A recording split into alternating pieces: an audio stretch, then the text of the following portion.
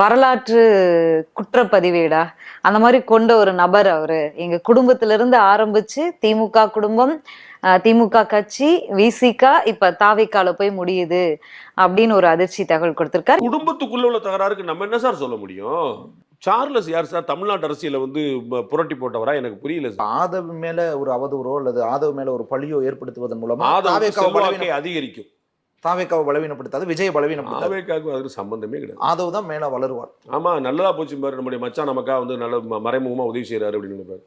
Martin குடும்பம் மாதிரி கேவலமான கேடு கெட்ட நான்காந்தர மோசமான குடும்பம் இல்ல. லாட்ரி மார்டின் திமுகவுக்கு நிதி கொடுத்திருக்காங்களா? நிறைய. அவருடைய மகன் தானே இவர். அப்புறம் அவர் வந்து விஜய் இருக்கிறாரு, அதாவது ஆதவர்ஜனா எதிர்க்கிறாரு. அப்ப எதுக்கு திமுக பின்னாடி சதி ஒத்துக்கிடுவீங்களா? தேர்தல் பத்திரத்துல சார்லஸ் அவர்கள் வந்து திமுக ஆதரவா செயல்படுறாரு அப்படியா? அதனால விஜயோட எதிர்க்கிறாரு. சரியா இருக்கா?